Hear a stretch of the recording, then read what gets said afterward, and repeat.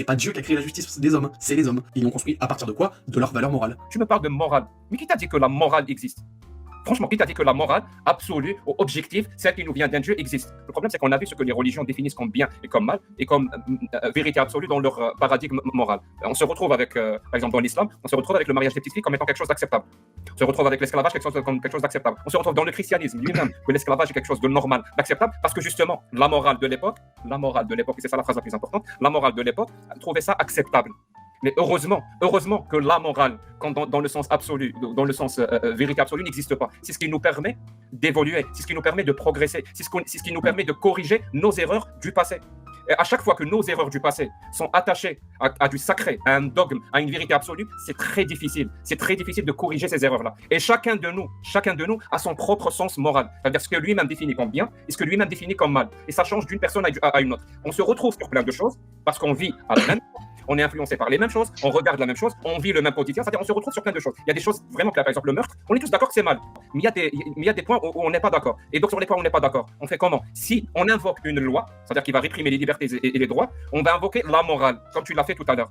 Ben, la morale de qui? La mienne, la tienne, ou celui du plus fort, ou la majorité. Mais ça marche pas comme ça. Même juridiquement parlant, les lois ne viennent pas de la morale. Et la morale ne vient pas de la loi. C'est deux choses distinctes. La loi dans un pays démocratique, elle se justifie autrement que par la morale. Elle se justifie par une justification rationnelle et logique. Et la morale, ou la religion, ou autre concept que toi-même tu appelles non matériel dans un sens métaphysique, c'est pas rationnel. C'est pas rationnel. Et c'est pas logique, et ça n'a aucun sens. Bon, alors il dit beaucoup de vrai, mais aussi pas mal de faux.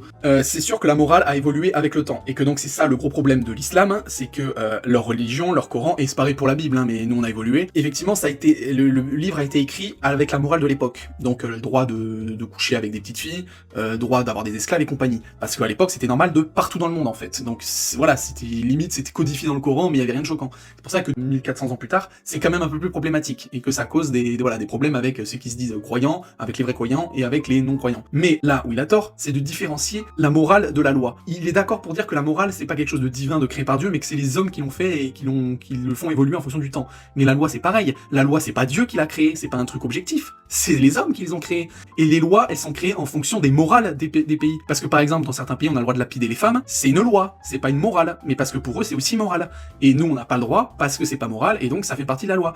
Bien sûr que par exemple, le crime s'interdit partout parce que c'est moral pour tous les êtres humains, et du coup, ça a été codifié en loi. Mais en fait, les lois, elles changent à chaque fois. Avant, on enfermait des homosexuels, hein, juste parce qu'ils étaient homosexuels, et c'était dans la loi. Et pourtant, est-ce qu'on pouvait dire que c'était moral ou pas? Parce qu'avant, si, c'était pas moral d'être homosexuel. Donc on voit bien que la loi, elle est faite en fonction de la moralité du peuple, en fait. Donc c'est complètement collé, il y a rien d'indépendant entre les deux. Allons encore plus loin, l'esclavage. L'esclavage, c'était dans la loi, parce que tu pouvais avoir des esclaves. Alors il y en avait qui étaient pas d'accord à l'époque, déjà, mais en tout cas, la société était ok avec ça. Et donc quand on a compris, on a évolué moralement, on a enlevé juridiquement cette loi. Donc on voit bien que les deux sont imbriqués. Le problème de notre société aujourd'hui, c'est la confusion entre la loi et la morale. C'est-à-dire que quand on promeut des valeurs, qu'on croit en une série de principes, on veut les imposer par la loi, au lieu d'essayer de convaincre, de former des communautés, de lutter éventuellement avec ses opposants.